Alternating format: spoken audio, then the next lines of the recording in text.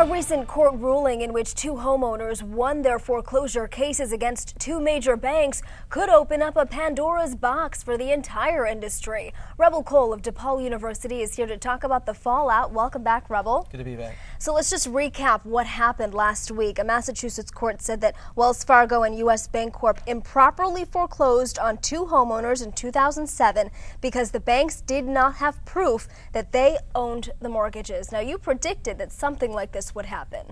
Yes, this goes back to the paperwork problem that predated the perjury problem, and it's simply that the chain of title for the mortgage in this case, and in other cases for the notes, the promissory notes, have not been cleanly established by the banks because they were cutting corners and essentially to avoid having to pay taxes to the county registrar of deeds. Okay, now how is this case going to play out? Because do you think that these homeowners who won their cases against these banks, can they actually keep their homes even though that they were foreclosed on?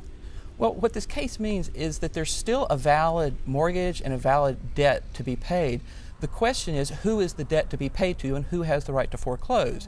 And the problem is the banks simply don't seem to be able to prove that they have standing to do so. Okay, so perhaps then the homeowners can stay in these homes until or if and when these banks come up with that proof that they own the mortgages. Yes, and one of the problems is that most of these foreclosures are done by mortgage servicers who have absolutely no incentive to spend a lot of money to clean up the chain of title. So it's likely that many of these homeowners will be able to stay in their homes indefinitely and not paying mortgage. Okay, what do you foresee on the bank side? Are they just kind of scrambling to find ways to figure out that they actually can offer proof that they own the mortgages? They're fighting desperately to deal with this in the court system.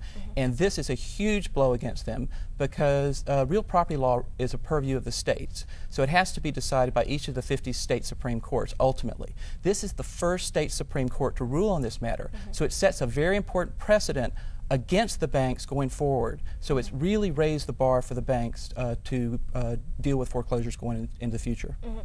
Now, what about the cases in which loans were packaged and bundled into mortgage-backed securities? Does this case now make it more difficult for banks to foreclose on those loans that were kind of bundled together and maybe paperwork's been lost? In both of these cases, these mortgages were part of securitization trusts, but that's not the only issue here. These chain of title issues affect a whole lot of these mortgages.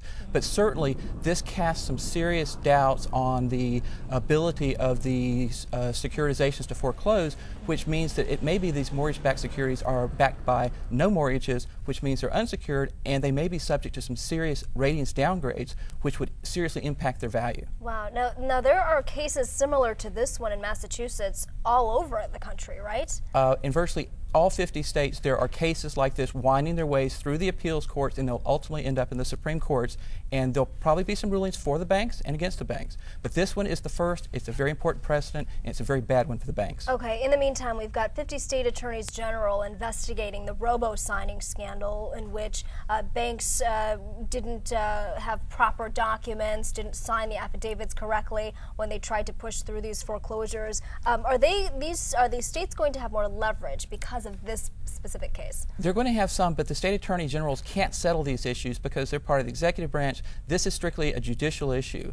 The other thing is that the whole robo-signing issue is an outgrowth of this issue. Once the banks figured out they had a paperwork problem, they started to perjure themselves to fill in the paperwork.